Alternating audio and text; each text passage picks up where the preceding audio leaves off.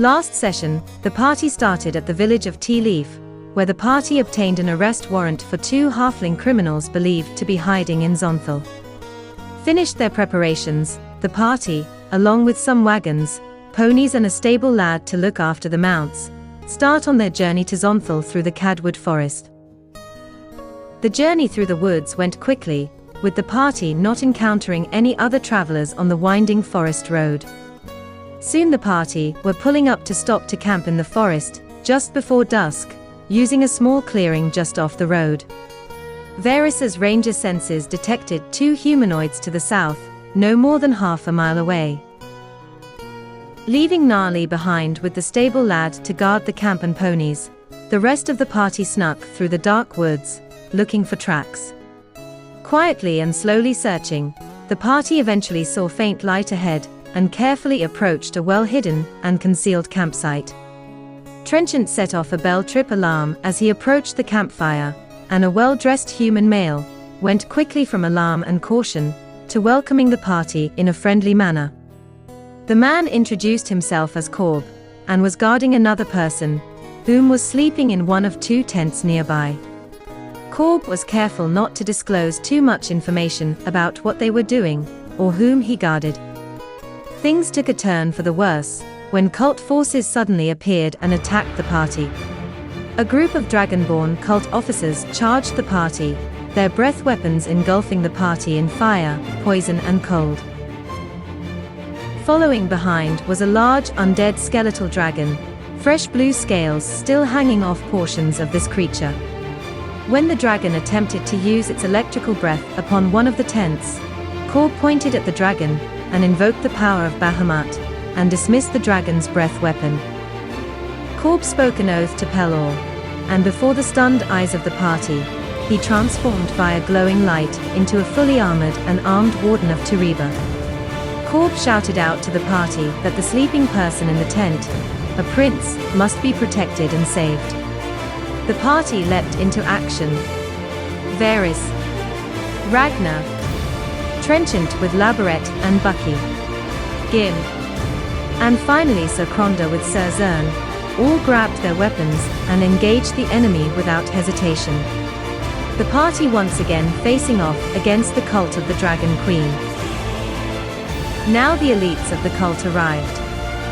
3 Dragon Soul enforcers and a dreaded champion of Tiamat. The champion ordered the Dragon Souls to kill the prince, calling him the sacred blood of Pelor. The Dragon Souls quickly cut down the tent and started attacking the prince within, a young fair-haired human. The party now focused on protecting the prince. Ragnar kept close to the prince, defending and healing him.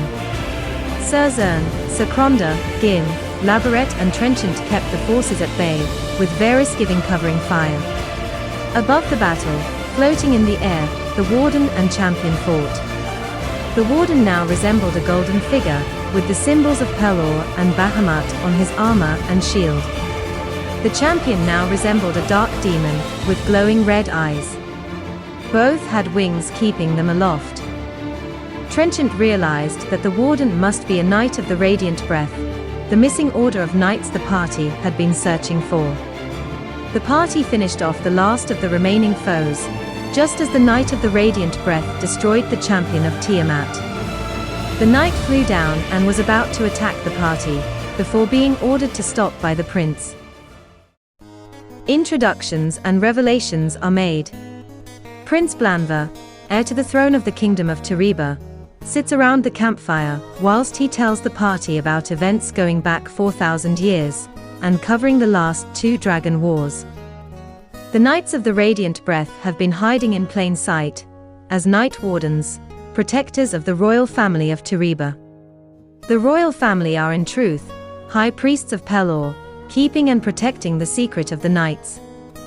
Prince Blanver makes the party swear to keep the secret still, as only 1 out of the 5 sections of the cult knows the secret. The Red Wizards, through dark perverted rituals, can force a Knight of the Radiant Breath to transform into a champion of Tiamat.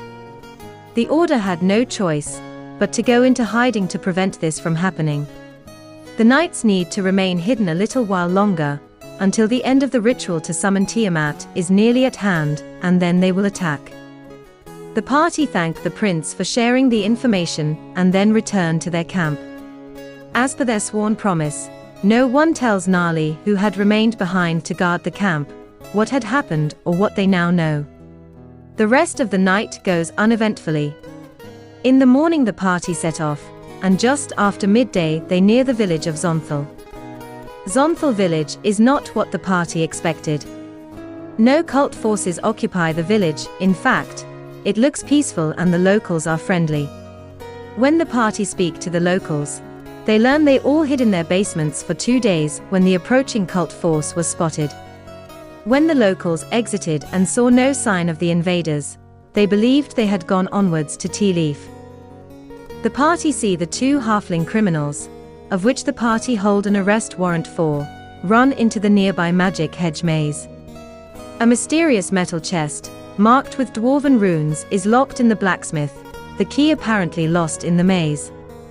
Laboret gets teleported back, and drained of some life, when he foolishly attempts to circumvent the arcane defenses of the maze. Some information, and an old cryptic poem about the maze is learned from one of the locals. And as the party reread the letter from Iskonda, advising them that he and other cult forces occupy the tall wizard's tower at the center of the magic maze, along with the blue dragon mask, and thinking what magical hazards await them in the maze, that was the end of the session.